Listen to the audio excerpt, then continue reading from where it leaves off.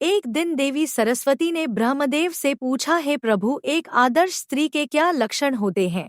कौन सी स्त्री अपने परिवार, समाज और धर्म के लिए कल्याणकारी मानी जाती है? ब्रह्मदेव ने मुस्कुराते हुए उत्तर दिया, हे वाग्देवी, एक आदर्श स्त्री के लक्षण उसकी सोच, व्यवहार और कर्मों में प्रकट होते हैं।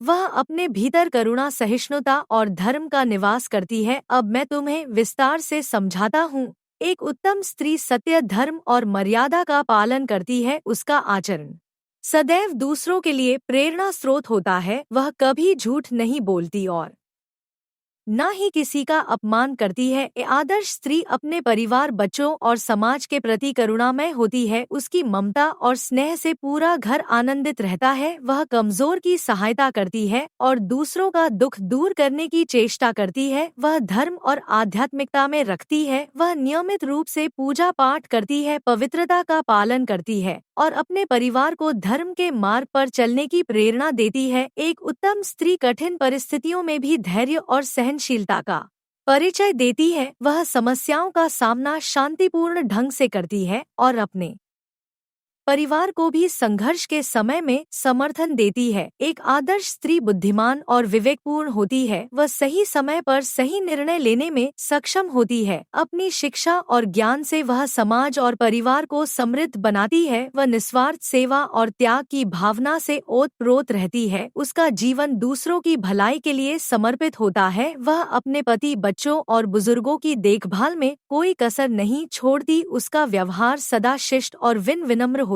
है। वह दूसरों से आदर पूर्वक बात करती है और उनका सम्मान करती है। एक उत्तम स्त्री का उसकी सादगी में होता है। वह दिखावा नहीं करती और अपने आभूषणों के बजाय अपने गुणों से दूसरों को आकर्षित करती है। वह परिवार को एक सूत्र में बांधने वाली शक्ति होती है। वह घर के सभी सदस्यों के साथ प्रेम और सद्भावना बनाए रखती है। वह अपने आत्मसम्मान को कभी नहीं खोती और कठिन परिस्थितियों में भी आत्मनिर्भर रहती है। देवी सरस्वती ने कहा, है प्रभु, आपने जो उपदेश दिए वे न केवल स्त्रियों के लिए बल्कि पूरे मानव समाज के लिए प्रेरणा है। मैं इन्हें संसार में प्रसारित करूंगी। ब्रह्मदेव ने अंत में कहा, है सरस्वती, एक स्त्री न केवल परिवार की आधारशिला है बल्कि पूरे समाज का निर्माण करने वाली शक्ति भी है। जो स्त्री इन गुणों को अपनाती है वह सदा पूजनीय होती है। यह संवाद आदर्श स्त्री के जीवन का मार्गदर्शन देता है और यह संदेश देता है कि स्त्री के गुण न केवल उसका बल्कि पूरे समाज का उद्धार कर सकते हैं।